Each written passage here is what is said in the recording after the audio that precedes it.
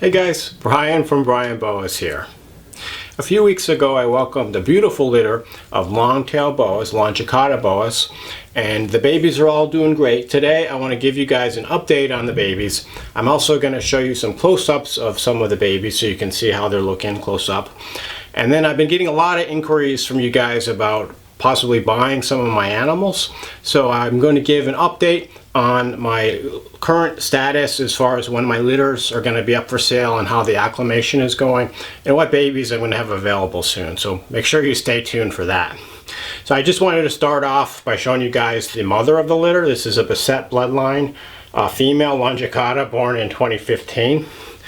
And so she's pretty active today. So usually a very mellow snake. She's still looking pretty thin, you can see. She's been eating voraciously after she had that litter. I think she probably lost about a third to half of her weight in that litter. I mean, you can see this isn't a very big animal, and she had that litter of 12 babies, so a lot of energy went into that litter. She's fed 3 times since she had the litter. She's put back a little bit of weight, but you can see still pretty thin. So she's not going to breed again for another 2 years. She'll just spend next year recuperating and gaining some more weight.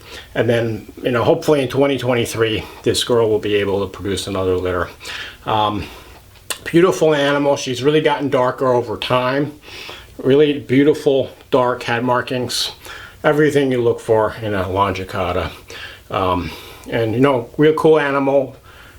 Relatively small, so these guys are kind of a semi-dwarf species, getting up to be about 5 to 6 feet long, and so good for someone that's looking for a boa that doesn't take up a lot of space. So now I'm going to show you guys a few of the babies from the litter. Here's one of the baby Longicauda, and so these guys all look pretty similar. I know with my red tails there's always a few that look different and some that kind of stand out. But these just all look really nice and consistent. They will all get darker with age, just like they'll look kind of like the parents. You can see that they're kind of much lighter now, and they get a lot more black pigment as they get bigger.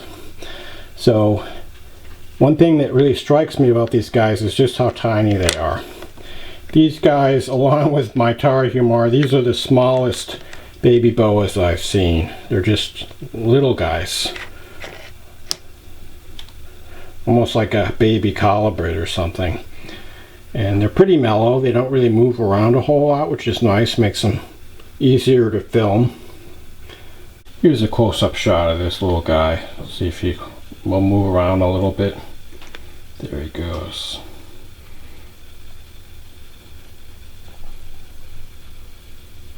Here's another baby Longicauda, and you can see this guy is pretty similar to the one I just showed you.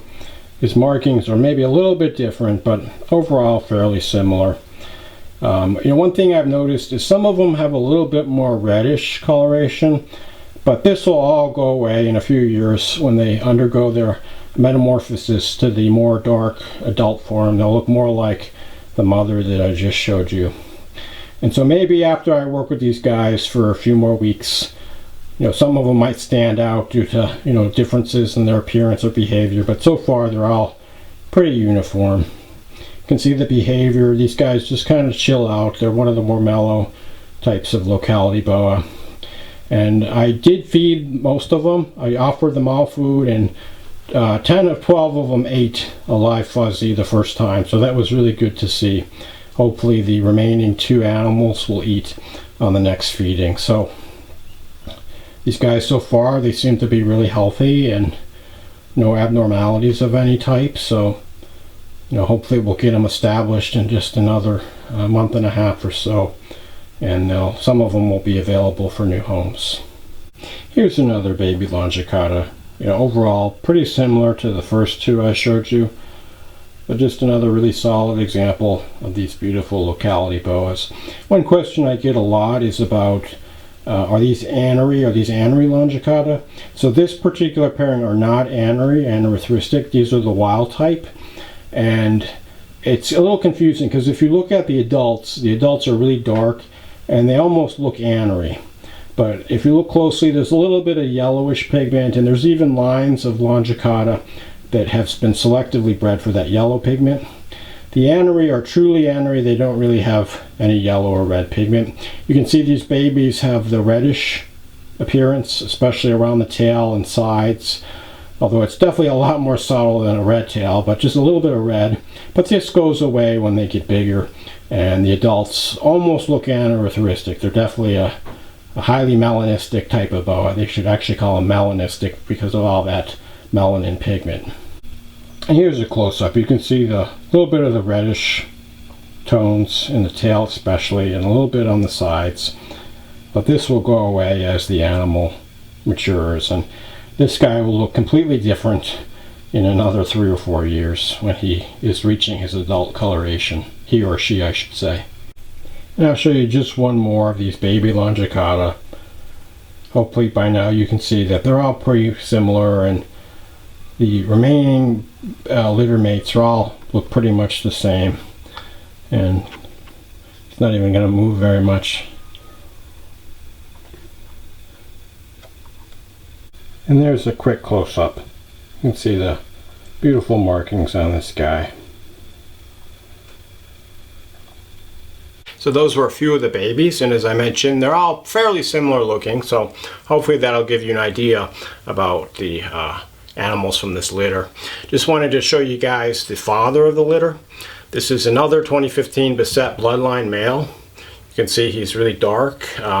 Similar overall looks to the female, beautiful dark facial markings. And this guy definitely got darker as he aged. You can see all of the dark pigment in his belly.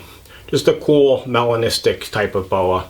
The Longicauda boa. It's kind of like a naturally occurring IMG boa. The last thing I want to cover in this video is about possible sales. And a lot of you guys have been reaching out asking me about when my animals from 2021 are going to be available. So thanks for your interest. I really appreciate it. I wish I could just basically clone these animals, you know, since there's such a demand and unfortunately not that great of a supply. But until a commercially viable cloning method for snakes is figured out, we'll just have to resort to the natural way. So as far as these Longicauda boas, I've fed 10 of them 8 the first time, so I was really relieved. I offered food to them and all but 2 of them ate, and so hopefully the 2 that haven't eaten yet will eat the second time around in another few days or so. These guys I want to get probably at least around 4 or 5 meals and wait till their second shed cycle. So I think with these guys it's probably going to be about another 1.5 to 2 months or so, depending on how things go. Another litter I anticipate having up for sale in around the same time frame are my Honduran Firebelly boas. They were born a few weeks before my Longicauda boas. And these animals have all eaten at this point. Some of them have eaten 3 or 4 times, and they're looking good. These guys, because they were a little bit small at birth, I just wanted to give them a little bit longer than normal. So I anticipate that these Honduran Firebellies, they'll probably be ready around the same time, probably another 1.5 months or so, as I put up the Longicauda. So I appreciate your patience, but just keep an eye out for those guys, probably around the, I don't know, September, mid-September time frame or so. Next we have my Suriname red tails, and so these ones I'm definitely going to hold back some of them. I'm not quite sure which ones yet. It's going to be a hard decision, and I'm not going to make my mind up until, fingers crossed I'll have some more true red tails born later this year. But I want to see how the other litters look, and then make my decision about which ones I'm going to hold back, because I can't hold them all back. And depending on what happens with the other litters, it's going to influence my thinking for which ones I want to hold back from the current litter. So these Surinames is probably going to be a little later. I would say probably, I don't know, maybe 2 to 3 months from now. So probably late this fall, some of the Surinames will be available. And unfortunately, it's a relatively small litter, but some of them will be up for sale. And that brings us to the first litter that I had, and that was my Pearl Island litter, which were born back in May, my Saboge litter.